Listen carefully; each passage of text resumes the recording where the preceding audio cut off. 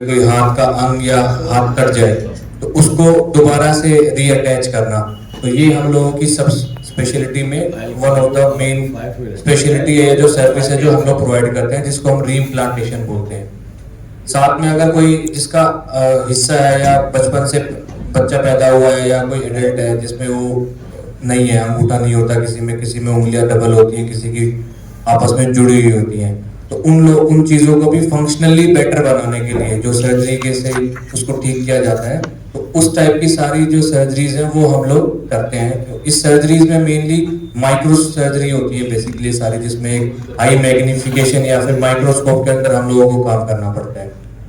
तो उससे बेनिफिट ये होता है कि जो फाइन आर्टरीज होती है, जो छोटी छोटी आर्टरी हमारे एक हेयर से भी छोटी उसका साइज होता है, तो उसको हम लोग 10-15 मैग्निफिकेशन पे देखते हैं और उसको रिपेयर करते हैं। तो जिससे कि जो हम पार्ट जो अटैच भी करते हैं, जैसे कि अगर किसी का अंगूठा नहीं है उसमें हम पैर से दूसरी उंगली लेते हैं और उसको वहां पर लगाते हैं ताकि उसका हम काम कर सके। क्योंकि अगर अंगूठा नहीं है तो अगर बॉटल भी अगर हमारे सामने रखी है तो हम उसको पकड़ नहीं पाएंगे, तो उसको अंगूठा होना बहुत जरूरी है, तभी हमारा हाथ प्रॉपर तरीके से काम करता है।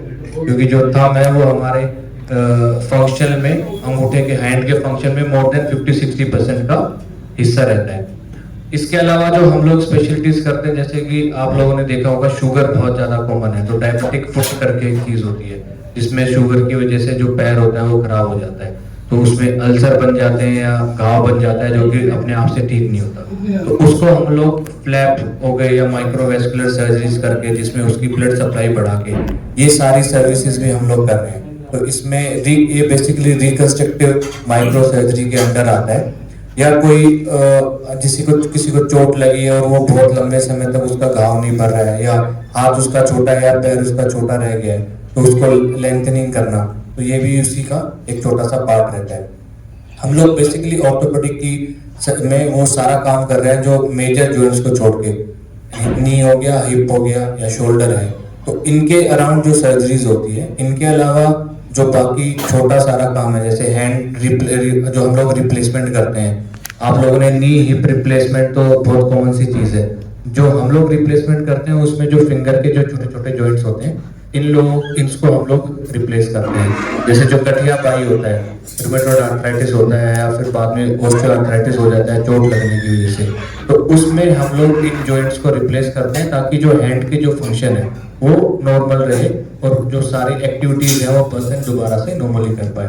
इसके अलावा जो रिस्ट है, जो कलाई है, उसका भी हम लोग जॉइंट रिप्लेसमेंट करते हैं, एज वेल एज जो एंकल जॉइंट रिप्लेसमेंट भी हम लोगों ने स्टार्ट किया। अभी तक हम लोग 10 से 12 केस कर चुके हैं और बहुत रेयर है, जो कि इंडिया में 3 या 4 जगह पे ही होता है।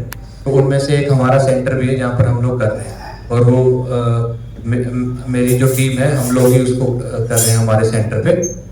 और इसके अलावा हम लोग एल्बो रिप्लेसमेंट करते हैं, नी हिप और शोल्डर हम लोग नहीं करते हैं, उसके लिए हमारे डिपार्टमेंट में अलग लोग हैं जो लोग कर रहे हैं। तो यही सारी चीजें हैं।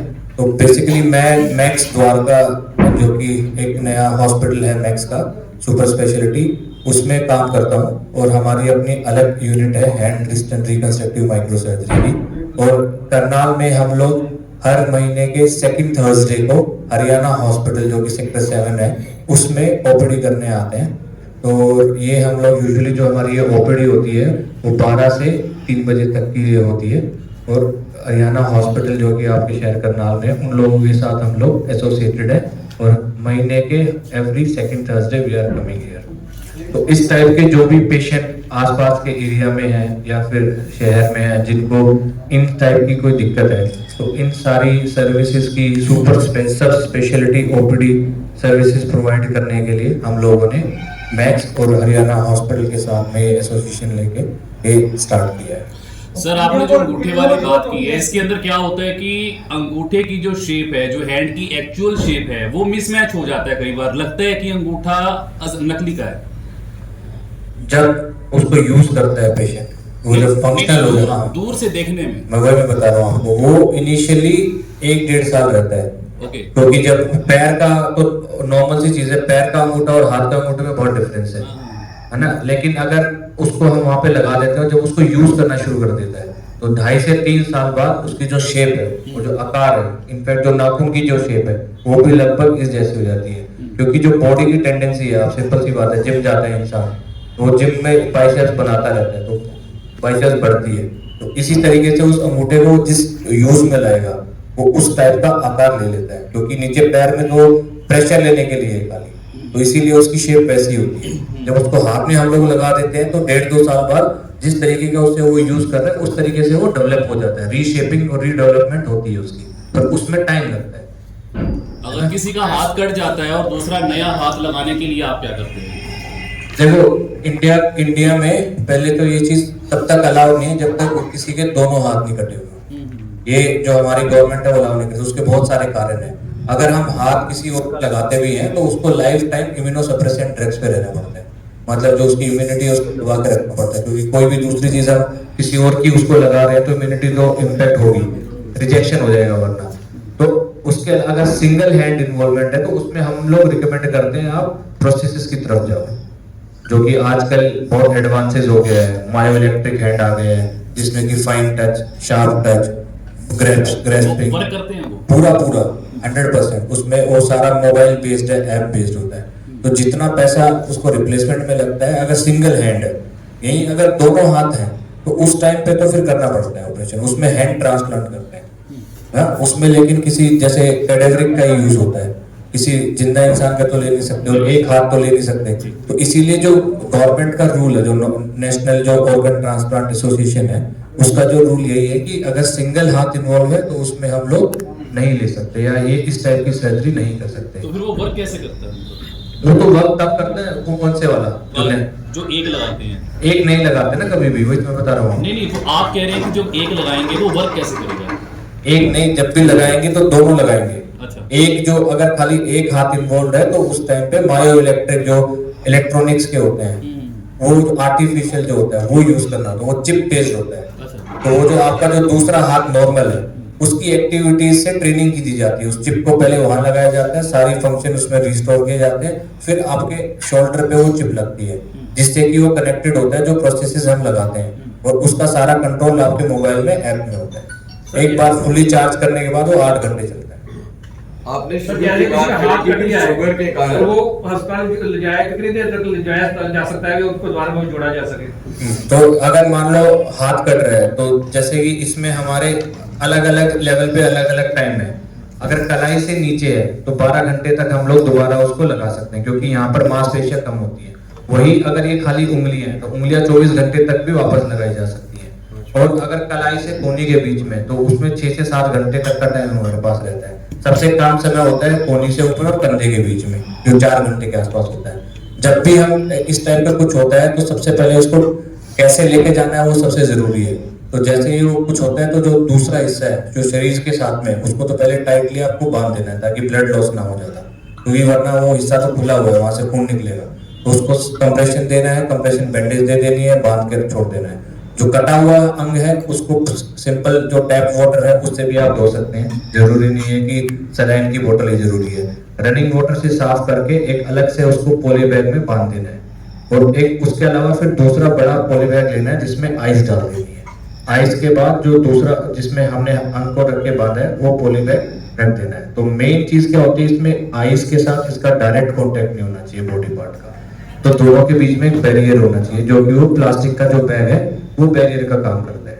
अगर बर्फ नहीं है तो ठंडा पानी भी यूज कर सकते हैं, ऐसा नहीं है। तो यही ड्यूरिंग ट्रैवल इसी चीज का सबसे इम्पोर्टेंट ध्यान रखना है। अभी 3 साल पहले एक पटियाला में हुआ था, एक हवालदार का हाथ काटा गया, कोविड के टाइम पे हुआ था। हाँ, कोविड के हाँ। टाइम, और उसका वो खुद ही हाथ से भाग ले गया था उस उसका। कोविड के टाइम पे तो कुछ खुला ही नहीं था, ऑप्शन ही नहीं था उसके पास। तो वो तो पटियाला से चंडीगढ़ लेके गए थे, मालूम है पीजीआई चंडीगढ़ में ऑपरेट हुआ था वो पेशेंट, और 1.5 से 2 घंटे में पहुंच गए थे, क्योंकि उस टाइम पे तो ट्रैफिक भी नहीं था। तो सारी चीजें देखने के हिसाब से होता है, पर लेकिन एम्बुलेंस होती है तो उसमें ज्यादा जल्दी पहुंचाया जाया जा सकता है। आपने शुगर की बात कही कि शुगर की वजह से भी कुछ एक पार्ट्स जो है वो बॉडी के डैमेज, सिम्टम्स क्या होते हैं कि भाई उस कैसे पता चलेगा कि ये पार्ट्स शुगर के कारण बॉडी के डैमेज हुए? शुगर या होने वाले हैं। शुगर से जब भी अगर ऐसा कुछ होगा तो सबसे पहले आज शुगर हुआ है तो वो एकदम से नहीं होगा। जो डायबिटिक न्यूरोपैथी होती है, जो डायबिटिक फुट होता है, वो बहुत लेट स्टेज में डेवलप होता है। तो उसमें सबसे पहले जो आपको एक तो पहले से पता आपको शुगर है, तो उसके बाद से आपको जो शुगर की वजह से जो दिक्कतें होती है, जो नसों पे इफेक्ट आता है, नसों पे इफेक्ट आने से क्या होता है कि छूने की क्षमता जो होती है, हमारी एहसास करने की जो पावर होती है वो डिक्रीज हो जाती है टाइम के साथ। तो आपको चप्पल पता नहीं चलेगा, चलते चलते निकल जाएगी। चप्पल आप पहन रहे हो, आपको पता नहीं चलेगा कि नीचे क्या है। तो उससे जो घाव बनता है वो इस तरीके से बनता है, आपको पता नहीं चलता कि ये हार्ड सरफेस है कि सॉफ्ट सरफेस है, क्योंकि नीचे आपकी छूने की जो महसूस करने की जो क्षमता है वो नहीं रहती है। ठीक है, तो जब वो आपको पता लगने लग जाता है तो छोटा मोटा पहले अल्सर आता है, उसके बाद वो बड़े घाव में बनता है। तो जब वो शुरुआत होती है उसकी, अगर उसी टाइम पे उसका सही इलाज हो जाए तो बेटर रहता है, तो आप बड़े घाव से हम लोग बच सकते हैं। वरना जो मोस्ट कॉमन कॉज जो एम्पुटेशन का है, बेलूनी एम्पुटेशन है या फिर ऐसे वो इस टाइप की सर्जरीज का, वो डायबिटिक न्यूरोपैथी है आज भी इंडिया में। तो इसको प्रिवेंट करने के लिए तो हम लोग पहले से ही उसकी सर्जरी या फिर जो नले जो होते हैं अपने खून की, जिससे नसें होते हैं जो नीचे बहाव जा रहे हैं, तो उनको आजकल खोला भी जाता है। जो इंटरवेंशनल रेडियोलॉजिस्ट होते हैं, दूरबीन के द्वारा जाते हैं, उनको एक बैलून जैसे हार्ट में एंजियोप्लास्टी होती है, तो सेम तरीके से पैरों में भी पेरिफेरल भी होती है, जो कि डायबिटिक न्यूरोपैथी की वजह से बहुत कॉमन हो रहा है जो पेशेंट में, उनमें हम लोग ये रिकमेंड भी करते हैं। तो क्योंकि मेन कारण उसका वही है, घाव ना बनने का, क्योंकि वहां पर ना तो प्रॉपर ब्लड सप्लाई आ रही है, ना उसको एहसास हो रहा है, वो प्रिवेंट नहीं कर पाता है, बार बार उसको वही उसी जगह पे चोट लगती रहती है। और शुगर से वुंड हीलिंग जो होती है वो डिले हो जाती है, जब भी घाव उसको हुआ है वो धीरे धीरे बढ़ता है। तो ये सारी चीजें छोटे मोटे सिम्टम्स हैं जो बाद में बहुत बड़े बन सकते हैं, तो इसलिए अगर पहले से हमें पता है कि ऐसा कुछ है तो हम लोग उसकी तरफ बचाव कर सकते हैं उसको। डॉक्टर साहब, ये मेरा सवाल है कि जो ये ट्रीटमेंट आप करते हो, ये फैसिलिटीज कहाँ पर उपलब्ध है? यहाँ करनाल में देते हो जैसे हरियाणा की बात कर रहे हैं? नहीं, हम लोग जैसे हरियाणा जो हॉस्पिटल है इसमें हम लोग ओपीडी कर रहे हैं, खाली ओपीडी कर रहे हैं। बट क्योंकि ये कुछ प्रोसीजर हैं जो किए जा सकते हैं, ऐसा नहीं है कि सारे प्रोसीजर्स के लिए दिल्ली जाना जरूरी है। पर लेकिन जो मेजर काम है जिसमें माइक्रोस्कोप या हाई एंड इक्विपमेंट की जरूरत है, जिसमें पूरी एक टीम चाहिए, खाली एक आदमी से तो नहीं होता है। अब मान लो जैसे एक बताया हाथ कट के अलग हो गया, तो उसमें खाली ऐसा नहीं है कि एक सर्जन उसको लेके बैठ गया और वो रिजल्ट 100% मिलेगा। उसमें ऑर्थोपेडिक्स भी चाहिए, प्लेट भी लगाने वाला बंदा अलग चाहिए, इस पे जो काम कर रहा होगा वो अलग चाहिए, जो पीछे कर रहा होगा, तो इसमें एक पूरा टीम वर्क होता है। तो अगर हम लोग ये बोलते हैं कि 4 घंटे में हमारे पास आ जाए, तो उसके बाद भी उस पर 10 घंटे की सर्जरी होनी होती है ना। तो टोटल तो जो रिजल्ट आया हो तो 14 आवर्स का है। तो यहाँ पर जो फैसिलिटीज हैं, जो जैसे हम लोगों ने भी ओपीडी शुरू करी है कि यहाँ पर क्या क्या इक्विपमेंट ऑप्शंस अवेलेबल हैं, क्या क्या यहाँ पर किया जा सकता है, वो सारी चीज़ें यहाँ पे भी पेशेंट्स को बताया जाएगा कि आप ये चीज़ यहाँ पे भी करा सकते हो। पर जो चीज़ यहाँ पे नहीं की जा सकती उसके लिए हम लोग दिल्ली में, जैसे दिल्ली हमारा द्वारका में है, तो कनेक्टिविटी भी बहुत बेटर है। अगर आप यहाँ से जाते हैं तो केएमपी पे सीधा वो यूआर से कनेक्ट होता है अब तो, और सीधा मैक्सिमम जैसे हम लोग भी आ रहे हैं तो यूजुअली 3-4 बार आ चुके हैं, तो 2.5 घंटे में पहुंच जाते हैं यहाँ तक। पर फॉर्चुनेटली आज गाड़ी खराब हो गई तो इसलिए टाइम लग गया ना, वरना तो 2.5 घंटे का रास्ता है करनाल से to Max Hospital Dwarka. Sir खर्चा बड़ा आ जाता है दूसरे अस्पतालों के मुकाबले, आपके यहाँ पर क्या मतलब कुछ रियायत है या कुछ? नहीं, जो जैसे हम लोग यहाँ पर ओपीडी कर रहे हैं या जिस भी दूसरी जगह पे, जैसे हम लोग रोहतक भी ओपीडी करते हैं, तो जब यहाँ से पेशेंट जाता है तो जैसे जो मैक्स के हमारे यहाँ पर पार्टनर्स हैं, तो उनके पास राइट रहता है कि आपको 20% तक की कंसेशन मिल जाती है पेशेंट को। और मोस्ट ऑफ द पेशेंट आजकल आपको पता है सबके पास मोस्टली इंश्योरेंस है, हेल्थ इंश्योरेंस। अगर किसी के पास नहीं है तो जैसे कोई कैश में कम पेशेंट जा रहा है, या फिर कोई तो पैनल है, वो कोई सीजीएचएस है, ईसीएचएस है, या कोई दूसरा गवर्नमेंट पैनल है, या फिर इंश्योरेंस तो लगभग सबके पास है। बट स्टिल नहीं, आयुष्मान अभी तक दिल्ली में नहीं था, क्योंकि दिल्ली में भारत केंद्र में आप सरकार थी। अब हो सकता है कि आयुष्मान भारत वहाँ पे भी आ जाए, अभी तक तो नहीं है। केंद्र में नहीं थी? हाँ नहीं, सेंटर दिल्ली में नहीं थी, केंद्र में तो बीजेपी है ना, वहाँ आप थी, दिल्ली में आप थी पहले, तो इसलिए वहाँ पर आयुष्मान उन्होंने एप्लीकेबल नहीं किया था। उनकी अपनी स्कीम चलती है जिसको डाक बोलते हैं, दिल्ली आरोग्य। 20% का दे रहे थे ना, मतलब वो ये जो हमारे मैक्स के जो यहाँ पर आउटरीच पार्टनर्स हैं, तो 20% तक का तो डिस्काउंट उसमें टोटल बिल पे है। डॉक्टर साहब, आपको पता नहीं था आपकी गाड़ी खराब हो सकती है, आप 2.5 घंटे लेट हो सकते हो? हाँ, आपको लगता है आज गाड़ी खराब हो सकती है, लेट हो सकती है? वो तो कभी भी हो सकती है, वो तो 1% चार्ज तो लेके चलना पड़ता है। इसमें माइक्रो सर्जरी है मिनिमम तो मैक्सिमम डिपेंड करता है कि आपको कौन सी किस टाइप की सर्जरी कर रहे हो। जैसे वो कुछ ये आप हाथ कट के अलग हो गया तो इसमें 2-2.5 लाख रुपए तक का खर्चा आता है। अब वही चीज अगर हम कोई पैर से अंगूठा लेके हाथ पे लगा रहे हैं वो 3-3.5 लाख तक का खर्चा बैठता होने है। वाला जैसे ये तो बैलूनिंग के उस पर डिपेंड करता है कि कितने बैलून लगे, उसके टोटल उसके ऊपर डिपेंड करता है क्योंकि वो इम्प्लांट है तो उस पर वेरी करता है। पैर में यूजुअली 3 नसें होती हैं, अगर तीनों में लग रहा है तो उस हिसाब से कोर्स जाएगा, एक ही को खोल रहे हैं तो उस हिसाब से कोर्स जाएगा। तो मैं निजात के लिए क्या लोगों से करना चाहेंगे, कोई करना चाहेंगे, किस तरह की सावधानी बरतें जिससे इस तरह की जरूरत नहीं पड़े। देखो जो चीज फैक्ट्री में चोट लग रही है तो वो तो वर्क प्लेस जो डिसीज से रिलेटेड चीजें हैं।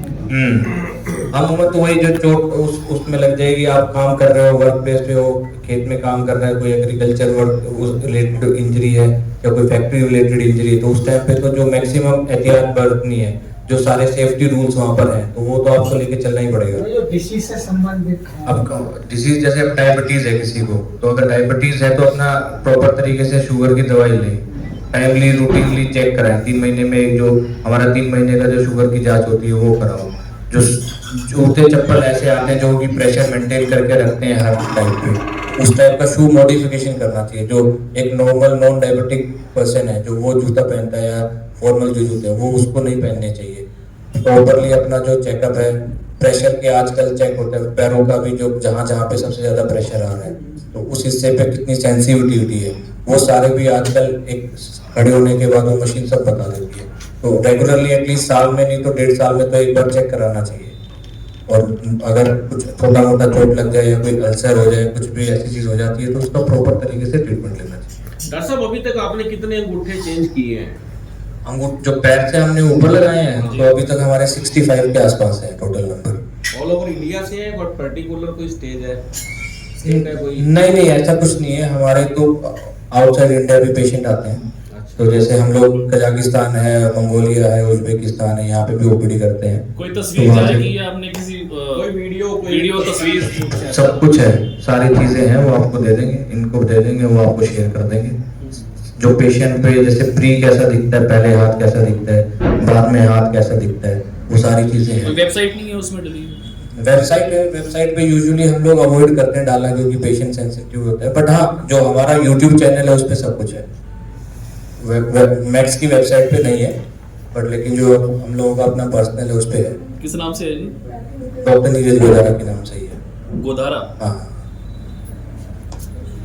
एक्चुअली इसमें हम क्या करते हैं, एसोसिएशन कोई भी होती है, कोई भी कम्युनिटी होगी जैसे उसके थ्रू हम उनके सौजन्य से लगा लेते हैं, फ्री ओपीडी कैंप भी करते हैं, कुछ उसमें रहते हैं सर्जरी पे डिस्काउंट भी दे देते हैं उसमें। नहीं, मैं मैक्स की बात कर रहा हूँ। मैक्स कुछ चैरिटेबल में काम करता है या नहीं करता है? मैक्स सिर्फ कम्युनिटीज के साथ कर रहे हैं, खुद नहीं करता। खुद वैसे नहीं मतलब मैक्स क्या कि खुद से जाके कहीं पे नहीं, क्योंकि आपको जहाँ भी आप जाओगे तो कोई ना कोई सेकंड पार्टनर चाहिए, आप अकेले से। तो यहाँ पर क्या है कि जो कम्युनिटीज हो गए तो बड़े बड़े जैसे जो कम्युनिटी हैं जो उनके साथ, जैसे अभी हम लोगों ने लास्ट मंथ रोहतक में किया था, जिसमें हम लोग फ्री कैंप करते हैं तो उसमें 200-250 के आसपास पेशेंट देखे थे। तो उसमें एक स्पेशलिटी नहीं जाती, 2-3 स्पेशलिटी मिलके चले जाते हैं साथ में, जैसे ऑर्थो आ गया, कार्डियो आ गया साथ में, और कोई यूरो का डॉक्टर आ गया साथ में, तो वो मिलके देख लेते हैं। तो जैसे आप पूछ रहे थे ना, तो जैसे ऐसे पेशेंट आता है हमारे पास तो जिसमें उसके पास हाथ में अंगूठा नहीं है ना, तो उस सिनेरियो में हम लोग ऐसा करते हैं कि अंगूठा हम लोगों ने जैसे लिया हुआ है पैर से, तो इसको हम लोग लगा के हाथ पे लगा देते हैं। पैर पे सेकंड टो लेते हैं हम लोग, है ना। तो और वो दूसरे पैर का अगर आप ये देखोगे तो ये लगाने के बाद है तो ऑलमोस्ट नॉर्मल दिखता है, पूरी फंक्शन भी करता है। तो जो उसका दूसरा पैर फंक्शन करता है वैसा ही वो फंक्शन करता है। डॉक्टर साहब, आपने जैसे अगर किसी को शुगर है तो एक तो सबसे पहले मीठा बंद, सबसे जो इम्पोर्टेंट चीज है। हम दवाई तो खा लेते हैं साथ में, पर हमें लगता है कि दवाई तो खा ही रहे, उसके साथ साथ काम चल जाएगा, थोड़ा बहुत मीठा मीठा खाने से काम चल जाएगा, बट ऐसा नहीं है वो। और अगर आपको थोड़ा भी ऐसा लगे कि नॉर्मल भी छोटा मोटा काम करने में थोड़ी बहुत भी दिक्कत आ रही है, जैसे किसी को डायबिटीज है, वो ऑलरेडी मेडिकेशन पे है, बट फिर भी एक्सर्शन हो रहा है, पसीना आ जाता है बिना काम, बैठे बैठे दिल की धड़कन उसको लग रहा है कि बढ़ रही है, तो उसको तुरंत एडवाइस ही करनी चाहिए डॉक्टर की।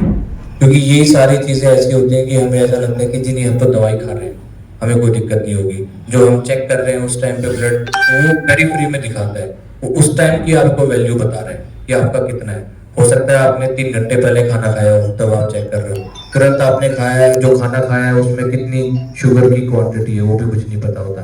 हर खाने में अपनी अलग अलग क्वांटिटी होती है शुगर की। तो इसीलिए हर 4 से 5 महीने में एक ब्लड टेस्ट होता है HB1AC, है ना, जो आपको पूरा पिछला बताता है 3 से 4 महीने का, तो वो रेगुलरली कराना चाहिए।